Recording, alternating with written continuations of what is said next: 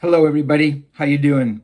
So this is an interview I did with Winger's great guitar player, Reb Beach, back on May 28th, 1992. And if you dig it, and I know you will, please click like. Click. So I'd like to start with some basic stuff. When and where you were born. Mm-hmm. August 31st, 1963, in Baltimore, Maryland. But I moved like a year after that. Where'd you move to? Pittsburgh, and that's where I live now. Oh, really? Yeah, I lived in Pittsburgh since I was like 2. Really? So you went to school there in high school and? Actually, I went to school all over the place. My parents were divorced and sent me to a bunch of different schools. I see. And played class in New York and Putney, Vermont, and I ended up going to high school in Pittsburgh. Is that right?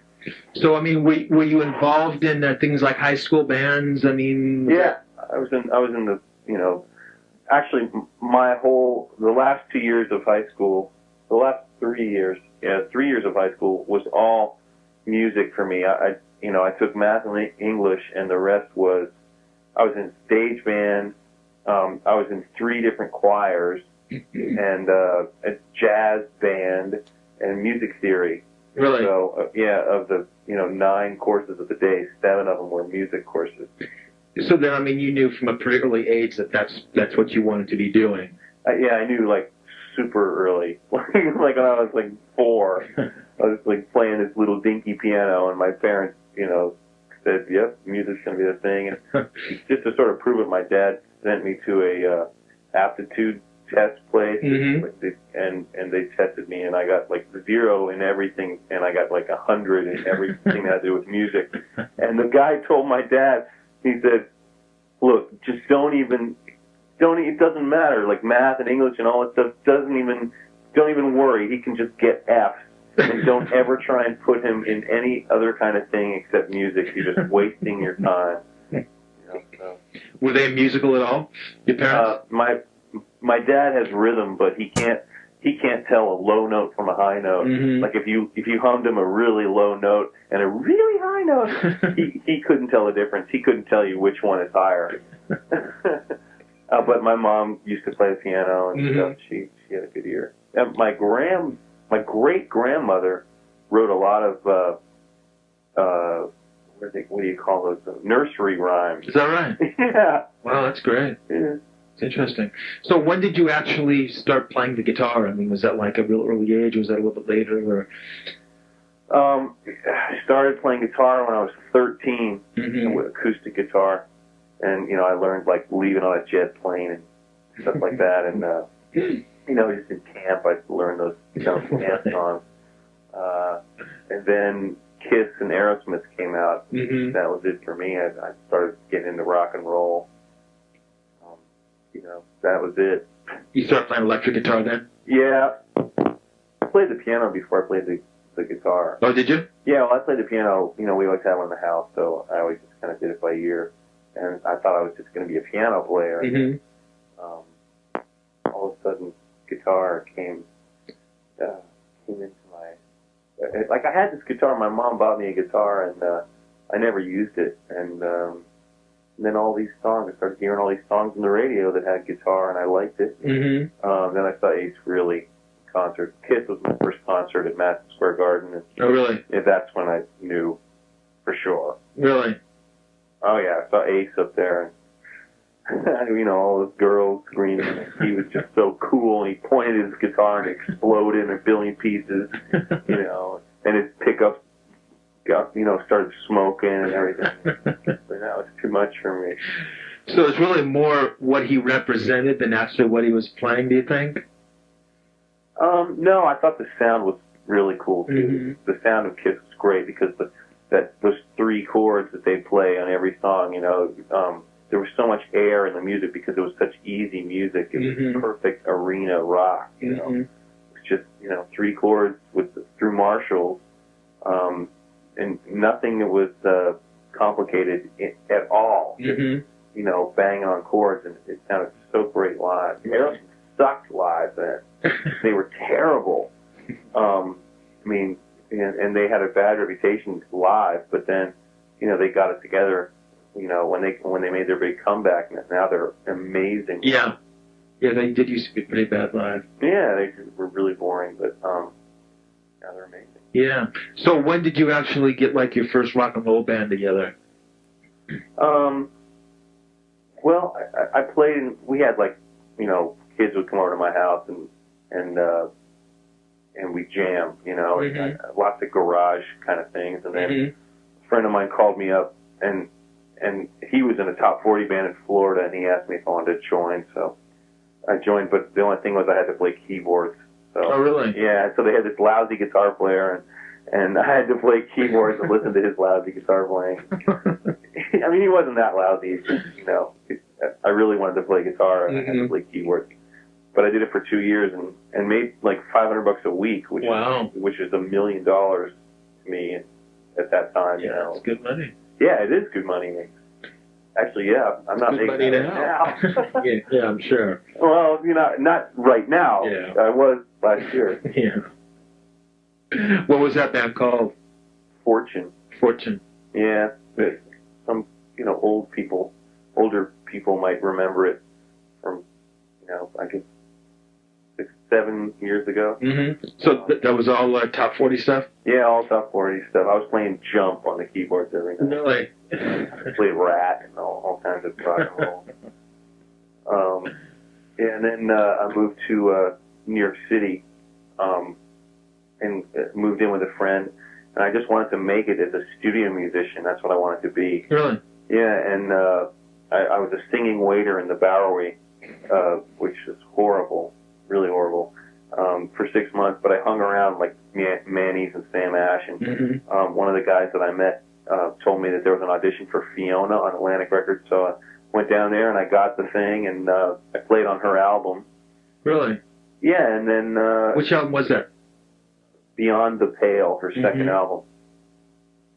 And then Beau Hill used me on a bunch of albums that he did, Twisted Sister and Shaka Khan, and then he introduced me to other producers who used me on like Roger Daltrey and Kenny Loggins and Howard Jones and the Bee Gees, and I played on all these albums from these big stars. It was very exciting. I loved it, but then I got a little bit sick of playing stuff that people were telling me to play. I had all these ideas of rock music that I wanted to, put on a record and play my own thing. And so then I met Kip, and Beau kind of put us together, and he took my ideas and helped me make them into songs. So when did you meet Kip? When was that? Actually, I met Kip when we did the Fiona record together. He played on that, and then we did another album. Me and him did another album together. He was sort of like Beau's bass playing studio guy. I was Beau's guitar playing studio guy. And then Kip went out on tour with Alice Cooper, and I stuck around doing sessions, and Kip came back, and we started writing together, formed the band. Interesting. So, I mean, had you been doing much writing on your own at this time? Before I met Kip? No, I never, not really. Just love songs for my wife, for like a Christmas present or birthday present. Yeah, I wrote this for you, and it would get a way better response than like a ring or something like that. The ultimate gift, That's right. So did he help you then sort of put your ideas together and kind of, teach you about structure and choruses? And yeah, I didn't know a whole lot about that, and he's arranging God. He studied with people from Juilliard, and I mean, he can take your ideas and arrange them in his head. I mean, you can play him 25 ideas, and he'll arrange them into 4 songs in an hour. Yeah, that's great. Yeah. That's cool. So, what type of music? I mean, did you have any idea of the type of music that you wanted to play, and what kind of guitar sound you wanted, and that type of thing? I mean, to the studio stuff. I mean, did you have any sort of a vision or an idea? Well, I've always had like there's 2 kinds of music that I really enjoy the most. One is like jazz, fusion kind of jazz, and the other is hard rock and roll. So, I've always been putting this fusion thing on the back burner that that I want to make an album one day of, you know, and the rock stuff, well, that's, you know, I'm getting close to the sound that I want to have. We're going to use a new producer this time and try and sound more like we do live. Really? Yeah, one of the problems, people always tell us that we sound cooler live than we do on album because it's more raw, you know. Mm-hmm. It's our albums are so signature Beau Hill that you kind of lose a little bit of what's really us, you know, because there's so much processing on our albums. So we're going to go away from that a little bit more and try and be more raw, but still be, you know, try and put the talent and the creativity ahead in the mix. Right, right. I mean, looking back at the first album, I mean, were you happy with your playing and your sound and the whole? I thought the demos were better. Truly? Yeah. Really? Oh, yeah. Is that your first, I mean, that's like your first real band kind of record that you've made? I mean, I know you did all the studio stuff. That was like the first band thing. I mean, has there been any like independent things? Well, that was kind of a studio thing, too, though. What was that? Like when we did the albums, you know, we did them the same way we did every other album. Mm-hmm. You know, same way we did the Bee Gees album, same way we did, you know, every album I did with Beau, we did it the same way. Really? Yeah. It wasn't, you know, like the band came in like, you know, like we laid down, we did it very studio-like. I see. You know, like Rod played the drums after we played, you know, he came in and redid the drums. Oh, no kidding. Yeah, and then, I mean, Paul wasn't even there to play on it. You know, Kip played the keyboards, and you know, and I would do one solo one day and one solo the next day. Mm-hmm. You know, very studio-y, totally not like, you know, Guns N' Roses or the Black Crowes. Right. Go in there and just kind of, you know, they don't do a lot of overdubbing. Right. So is that something that you'd like to get back to? A little more of the basic kind of a thing? A little more, but you know, but I'm also a perfectionist. Mm-hmm. So, you know, if I hear a mistake, I'm going to go in and fix it. Right. You know? Because I hate mistakes. but I'm as far as the sound and the vibe of the band, like there's, you know, it's like a rough thing to explain, but you can really, if you do so much of that processing to an album, it ends up sounding like there's not really a band in front of you playing. Exactly. I know what you're talking about. Yeah. So I want it to sound more live, but very polished at the same time. Mm-hmm. Sort of like the difference between like the early Van Halen records and the more recent ones. That kind of a thing. Well, I don't want to sound like new Van Halen. I'd much rather sound like old Van Halen. Right, that's what I'm saying. Yeah. It's a little more raw and guitar coming out of a right speaker. Right speaker, yeah. Yeah, cool. So who's the new producer you're going to be working with? Mike Shipley, Mm-hmm. Def Leppard. Yeah. Actually, we didn't, we're not trying to get him because he did Def Leppard. There's another band that he did that we love the production called Strange Ways on RCA. And they broke up, but the production is exactly how I want to sound. So what is that? Can you put that into words? Yeah, the drum sounds are huge and sexy, and you know, and it sounds like there's a band right in the same room with you playing. It's got the reverbs and you know, all the echoes and everything are really beautiful and lush and everything, but at the same time it's rocking. It makes, you know, your head is bouncing and you're going, yeah, there's a total band vibe coming out of the CD player, you know. And that's a hard thing to make happen, I think. Yeah, it is. Absolutely. And he made that happen with that band, and that's what I want. So, have you been writing for the new record? Yeah, we're almost done. Oh, really? Actually, that's what we're doing as we speak. All right. So, when will you go in to start this? I'm hoping July, the beginning of July. Another month to go.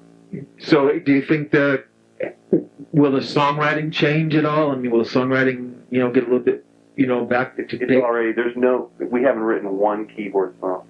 Oh, really? Oh, man. So that says a lot, doesn't it? Yeah, we totally, it's totally just guitars, and we're trying to get maybe a little bit more basic because, with Rainbow and the Rose and The Day We'll Never See and all these songs, we tried to like go the musician route, and I don't think that was the right thing because when we went to do it live, all the headbangers stopped banging their heads and cocked them to the side instead of banging them, So, like, we'd play a song like Can't Get Enough and people would go nuts, because it sounded great in an arena, but then we'd play In the Day We'll Never See, and they just kind of go, huh? What are they doing? Let's go get some beer. And I think that, you got to really think about what it's going to sound like live. So this stuff it's more in-your-face, AC/DC kind of rock and roll with good licks. So, I mean, licks are everything in the song for me. Like a cool lick totally makes the song. So, Right. We're really taking a while with this thing. I mean, we've been writing now for, Jesus Christ, like a year. Wow. And, It's been like, it'll be like 2 years since the last record or something like that, or? oh, it's definitely been 2 years since the last record. So, I mean, really, we've been writing since that time, but we've been really writing for this record for like the last year, and so we've got like 40 ideas, but there's only 10 of them that are great, so we have to make sure that every song that goes on this record is absolutely amazingly great. We can't have a dog in the bunch because of all your favorite records, if you think about it, every song was great, Right. And that's how I want our album to be, and especially with, it always seems like every album you do, there's more pressure, even more pressure than on the last album you did, and that certainly holds true now because we have a new producer, a new manager, a new booking agent. One of the guys is not in the band anymore, so we're going to have a new guy in the band, and our kind of music, it seems right now, is fading, with the advent of Nirvana and the Seattle bands. It seems like we're getting like pushed out of the running with rap groups and all that shit. So there's a lot of pressure on us to just make an album that we think is gonna just be a definitive rock album. Right. Yeah, it's very interesting. Who is the member that's gone? I'm sorry? Who's the member that's gone? Paul, the keyboard / guitar player. Will he be replaced? Yeah, we're looking for guys. He was sick of being on the road. Oh, really? Yeah, he had been on the road for like 3 years without, before he went on the road for, another 3 years with us. So, he just was dying to get out of the bus and, back into his house. So, he wasn't really into it that much anymore. And he's a great writer. He's writing with Steve Perry right now. Oh, really? Yeah, and he's writing with all kinds of people. And he'll probably make a lot more money writing on his own than with Winger. So is most of the writing done between you and Kip? Right. All of it, actually. All of it? Yeah. Yeah, the money's in the publishing. Yeah. So with this album being less keyboard stuff, will it be in a way then even more of a showcase for you and then your guitar playing then? I hope so. I felt like I was really, like someone threw a net over me. Actually, Bo threw a net over me on the last album because, he would say stuff like, Reb, to me, I classify you as a blues guitar player. I'd be, really? He'd go, yes, I think your strong point is in blues playing, Rev, and I want you to play a lot slower and really put a lid on all those video games that you do. He calls them like video games because that's what they sound like to him. Yeah. And tapping and all that stuff. I'd be like, okay, Bo, and I'd play, wow, and turn into Billy Gibbons, which I'm not. I wish I was, and I felt like I was really just held back in that way. I did some solos that Bo erased to have me play the blues over because he wanted a blues solo instead of all these false harmonics and all that stuff. So I just didn't get to burn the way I wanted to, and I want to show myself what I can do, because I'm not really sure, you know. I want to go in the studio and just really play to my best capabilities, you know, and try and see, you know, what I can do. So, I mean, you mentioned, I mean, you brought up an interesting point, the fact that it is, I mean, music is changing. I mean, Nirvana and all that stuff, and rap stuff, and what you guys do, which is, I mean, the kind of stuff I love, which is pretty much just like kind of like big guitar, melodic rock. I mean, that's the kind of stuff I love. I mean, do you think that music is, I mean, is it in a healthy state in general? I mean, not right now, you know, today, but all that stuff happens in circles, you know. Because, I mean, you know, Right Said Fred is going to have a hit, you know, today. Yeah. And, you know, Culture Club, you know, whatever happened to them. And you know, that kind of music is going to come back around. And everything just happens in circles. It's always that way. Bon Jovi's got a new album out. We'll see what the Def Leppard does, you know, Slaughter. And all these bands are coming out with albums. Motley Crue. And I'm sure there'll be a resurgence. I just hope to be a part of it. Yeah, right. What about guitar playing? I mean, do you think that guitar players have gotten better? I mean, is there... Absolutely. You think so? Oh, man, yeah. You know, guys are really serious about guitar now. And it seems more so, you know. A lot more people are going to school, you know, GIT and Berkeley. And it's a serious thing for guitar players. Now it used to be just, you know, kind of playing in your garage and that's it. But now, you know, guys are getting out there and they want to be rock stars. And it's very competitive. I mean, if you go to LA and walk around, you know, it's just guitar players walking all around. And I've learned that also from doing clinics. You know, their questions are so good, and they're all just starving, man. They're hungry to make it. And I used to be that way. I'm not as much as I used to be, though. I've got to get that fire back, you know. I think I got to, you know, starve for a while again like I used to be. I remember one time when I didn't have any money to eat, and no one could lend me any money because they didn't have any money. And I found 75 cents under the rug, and I went and bought a last meal with it. God. A beer and a potato. Wow. That was all I could afford. And I didn't know what I was going to do, man. I was really scared that I was going to die. Wow. But I was playing real good, you know? Well, then let's hope the next record bombs and you can be a good guitar player again. Yeah. Yeah, it's funny. Yeah, I mean, I agree with you. I mean, I think guys really are out there trying to become better players. Do you think that in their search for becoming a better player, they're necessarily becoming more creative players, more identity, more character? I mean, you know, are they are they as easy to distinguish as, like, you know, Page and Beck and Hendrix? That's starting to be the hip thing. Because producers especially are all going, no, none of that Yngwie shit, you know. They're starting to say, play something that I can whistle, you know, and play with feeling. Yeah. Because that whole thing is kind of over that, you know, classical rock. Right.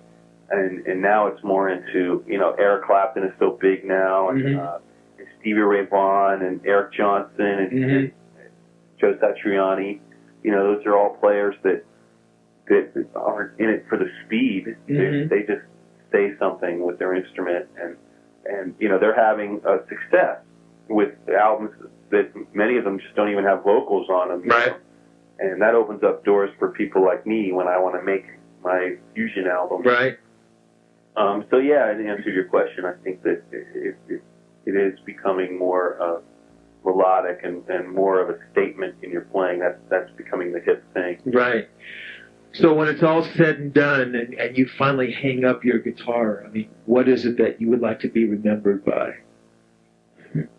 Like, what's the most important part? Is it songwriting? Is it being the fastest player? Is it being the most melodic? I mean, is it, you know, being in the best band? I mean, what is it really that you'd like to be known for? I I listen to some of my favorite music, and there's a guy, songwriter named Jude Cole. Mm-hmm. I was really depressed in Europe one time, and I went in my tape collection and I put in Jude Cole, and it made me. I mean, I was in a lousy mood. I was really, really, lonely and homesick and pissed off and sick actually. And this whole album, I listened to it, and it just made me feel like, God, everything's okay. Everything's going to be all right, and it put me in a great mood and all that. So what I want to be remembered for is I want to make music that makes people feel good, that makes them feel great, and that's my goal. That's to cool. make an album where just every song just makes you feel really great. That's great. Well, I think you're on the road, man. I mean, I really love what you guys do. I mean, maybe the next one is it's like that first Hendrix record or something, This album, to me, is going to be the first Winger album. Really? Yeah, we were really... What the Winger you've heard so far is not really Winger. The writing is not the sound. It's not our sound. If you've seen us live, that's more like it. This, I mean, I don't know. Every time we do a new album, I get really excited about it, but I don't know. I really think this is the one. I really do. Because I love every single song. Cool. Okay, man. That's great. That answers everything. All right. Well, where do you live? I'm in Los Angeles. Oh, cool. LA. Maybe I'll meet you one day. Yeah. You must venture out here once in a while. All the time. Yeah. We'll probably do the album out there, actually. Oh, really? Where would you be doing it? Actually, I don't know. Wherever Shipley wants to do it, but I know he's lived out there, so. Yeah, he does. We did it at the Enterprise last time, but I don't think he'll do. Wherever he did Def Leppard, we'll probably end up doing it. Yeah, where did he do some of that? I know he did some in Dublin, but. Yeah, but he did do a lot of it